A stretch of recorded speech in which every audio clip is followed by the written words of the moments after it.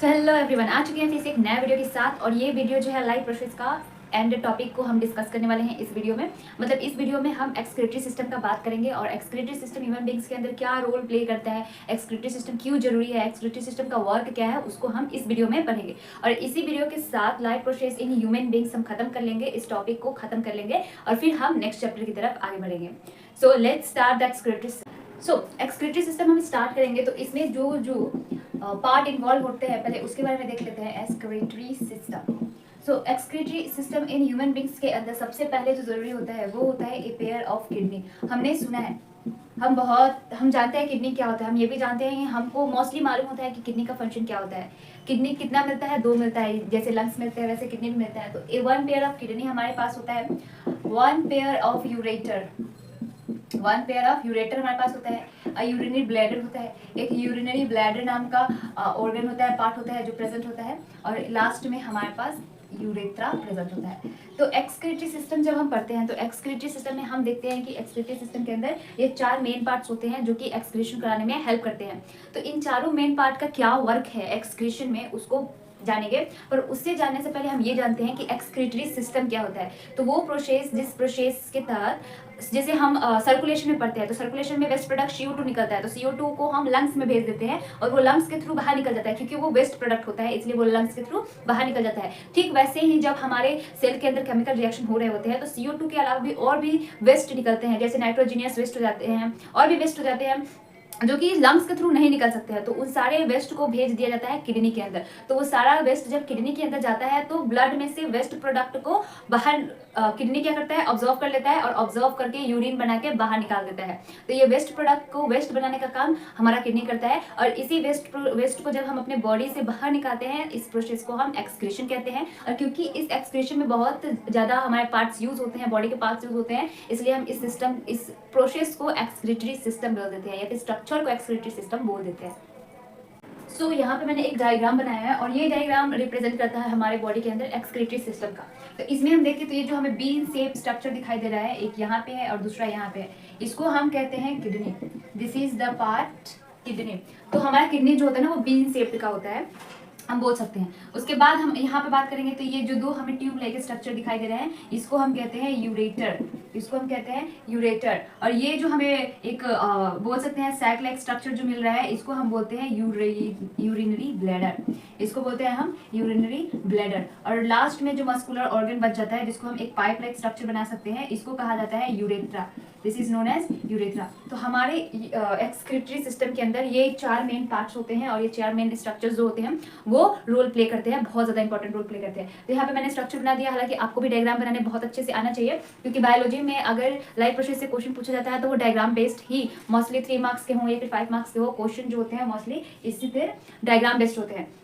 तो अब हम पढ़ते हैं कि एक्सक्रीटरी सिस्टम के अंदर इन सब का क्या क्या रोल है, ये कैसे करते हैं। तो सबसे पहले जो हम बोले ब्लड के अंदर, तो सबसे पहले हम बोलते हैं कि फूड जो है वो ब्लड वेसल्स के अंदर फ्लो करता है। हमको मालूम है कि फूड जो है वो ब्लड, यहाँ पे ये ब्लड इधर है, अब ब्लड में ही फूड एक जगह से दूसरी जगह ले जाना है तो ब्लड में ही फूड ट्रैवल करेगा, बोल सकते हैं ये फूड है। और ये फूड को एक सेल के पास लेकर गया, एक सेल के पास हम लेकर गए। अब ये फूड यहाँ पे गया और यहाँ पे रेस्पिरेशन हुआ और फूड का यहाँ पे रेस्पिरेशन होने में क्या होगा? फूड का ब्रेकडाउन होगा। जब फूड का ब्रेकडाउन होगा तो CO2 एनर्जी तो निकलते हैं, साथ ही साथ फूड का ब्रेकडाउन जब होता है या फिर जब हम बोले कि सेल के अंदर केमिकल रिएक्शन जब होता है तो केमिकल रिएक्शन जब होता है तो बहुत सारे और भी वेस्ट प्रोडक्ट सेल के अंदर निकल जाते हैं। तो वो सारा वेस्ट प्रोडक्ट को क्या किया जाता है, जब यहाँ पे वेस्ट प्रोडक्ट निकल जाएगा तो इस वेस्ट प्रोडक्ट को फिर से ब्लड वेसल्स में भेज दिया जाता है और फिर से ब्लड वेसल में भेज देते हैं। और ये ब्लड वेसल्स क्या करता है? वेस्ट प्रोडक्ट को साथ में लेकर चलता है, वेस्ट प्रोडक्ट को साथ में लेकर चलता है। तो अब इस ब्लड के अंदर वेस्ट प्रोडक्ट है तो इसको भेजा नहीं जाएगा किसी सेल के पास, क्योंकि इसके अंदर वेस्ट प्रोडक्ट है तो किसी सेल के पास भेजेंगे तो फिर से क्या करेगा? वेस्ट प्रोडक्ट ले लेगा जिसकी वजह से नुकसान हो सकता है।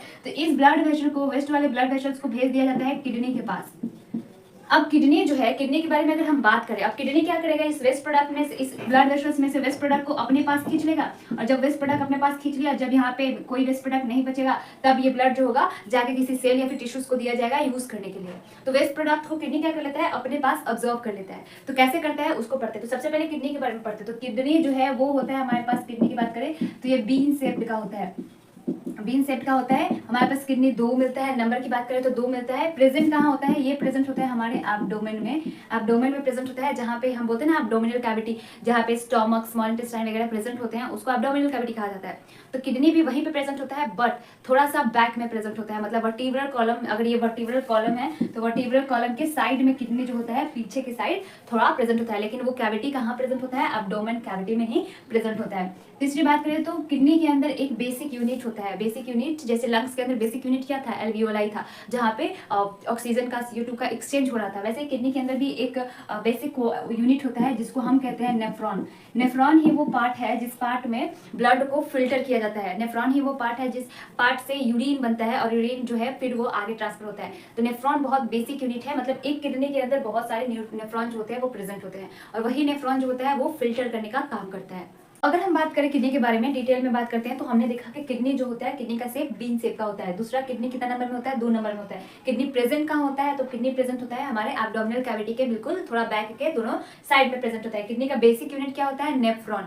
किडनी का फंक्शन क्या होता है, ब्लड को फिल्टरेट करना, और वो ब्लड जो फिल्ट्रेशन कहाँ होता है, नेफ्रॉन के अंदर प्रेजेंट होता है। तो चलो एक बार डिटेल में हम नेफ्रॉन के बारे में पढ़ते हैं कि नेफ्रॉन किस तरीके से ब्लड को फिल्टरेट करता है। तो चलो फिर नेफ्रॉन के बारे में पढ़ते हैं, क्योंकि हम किडनी के बारे में डिटेल में पढ़ रहे हैं तो एक बार किडनी के बारे में देख लेते हैं फिर से। आई think it will be visible. तो किडनी के अंदर हम क्या पढ़ते हैं कि किडनी क्या होता है, किडनी का शेप होता है bean shaped. Kidney is of bean shaped. Kidney present कहाँ होता है, प्रेजेंट होता है back side of abdomen, back side of abdomen. Kidney की बात करें तो बेसिक यूनिट क्या होता है किडनी के अंदर, किडनी के अंदर बेसिक यूनिट जो होता है वो होता है nephron.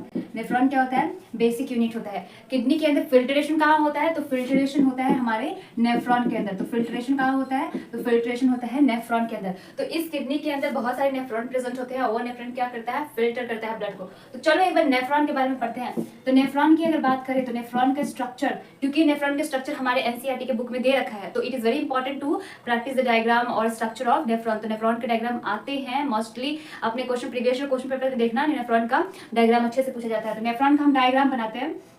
I am going to try to make diagram.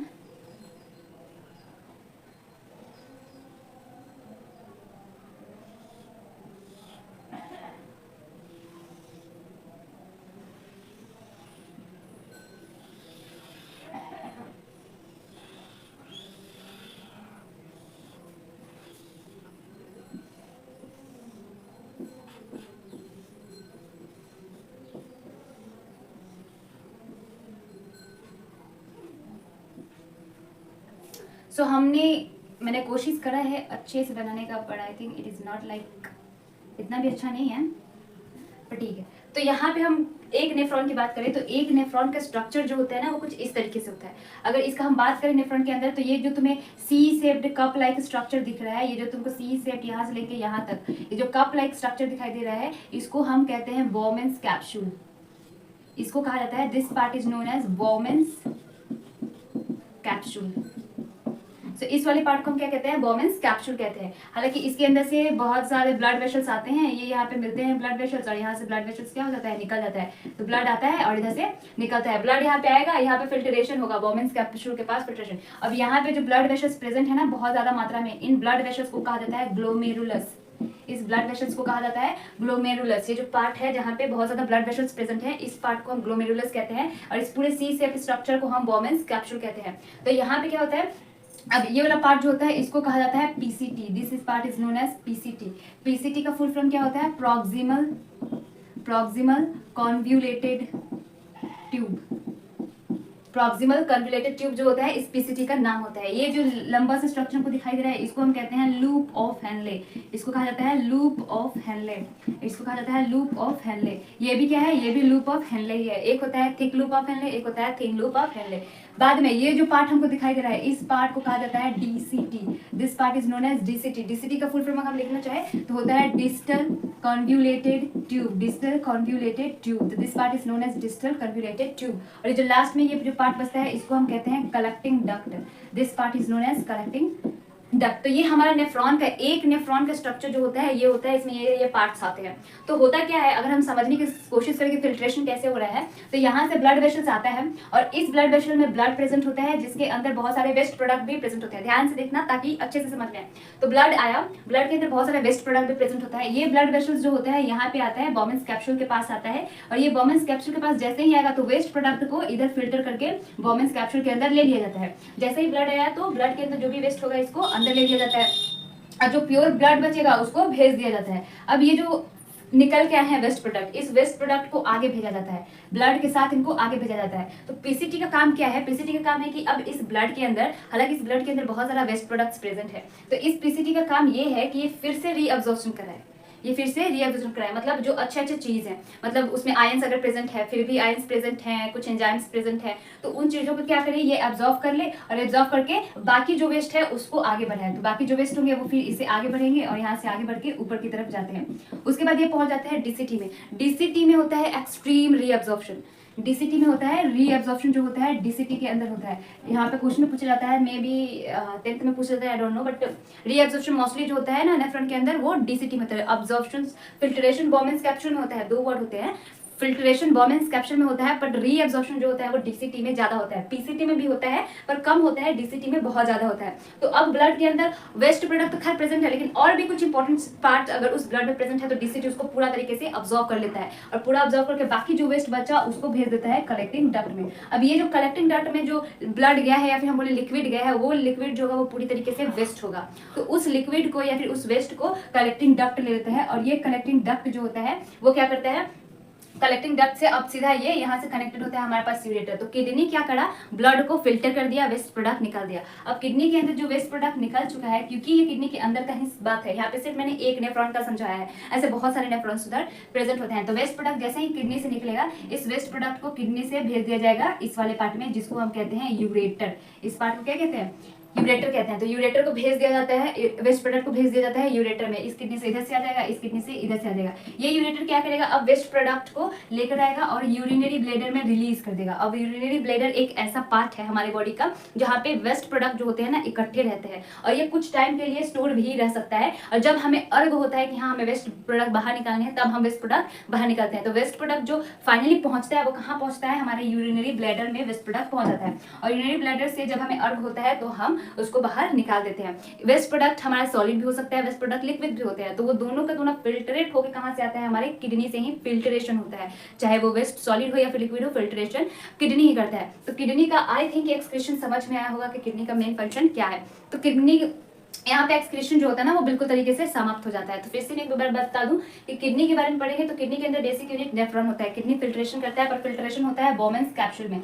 सबसे पहले सी शेप स्ट्रक्चर, हम इसको बोलते हैं सी शेप स्ट्रक्चर। तो सी शेप स्ट्रक्चर जो प्रेजेंट होता है इसको कहा जाता है बोमेंस कैप्सूल। उसके बाद होता है पीसीटी, उसके बाद होता है लूप ऑफ हेले, उसके बाद होता है डीसीटी, और उसके बाद होता है कलेक्टिंग डक्ट। ब्लड वेसल्स आते हैं और बोमेंस कैप्सूल में फिल्ट्रेशन होता है, और सारे वेस्ट प्रोडक्ट जो होते हैं वो बोमेंस कैप्सूल्स में आ जाते हैं। और उसके बाद फिर पीसीटी से जाते हैं, वहाँ पे एब्जॉर्प्शन होता है, इधर एब्जॉर्प्शन होता है। ज्यादा एब्जॉर्प्शन जो होता है, रीएब्जॉर्प्शन जो होता है वो डीसीटी में होता है। फिर वेस्ट प्रोडक्ट कलेक्टिंग डक्ट से निकल जाते हैं। जब किडनी इसको फिल्ट्रेट कर लिया होता है तब वो किडनी क्या करता है, भेज देता है यूरेटर में, और यूरेटर से चला जाता है यूरिनरी ब्लैडर में। यूरिनरी ब्लैडर के पास कुछ टाइम तक वेस्ट जो होते हैं वो स्टोर रहते हैं, और स्टोर होने के बाद लास्ट टाइम जब हमें निकालने का अर्घ होता है तो हम उसको निकाल देते हैं। अब क्योंकि ये मस्कुलर ऑर्गन है, हम बोल सकते हैं यूरिनरी ब्लैडर, तो ये कंट्रोल, हम बोल सकते हैं कि ये कंट्रोल जो होता है एक्सक्रीटरी सिस्टम को कंट्रोल हमारा नर्वस सिस्टम भी कर सकता है, क्योंकि वो कंट्रोल सेंटर है।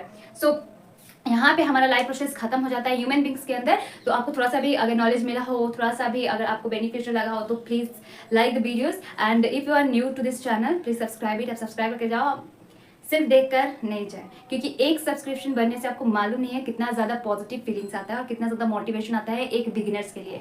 तो प्लीज़ अगर आप इस वीडियोस को देख रहे हो तो अगर सब्सक्राइब नहीं कर रहे हो तो सब्सक्राइब कर दो। It will help for me, it will motivate me. So thank you for watching this video. Wait for the next one.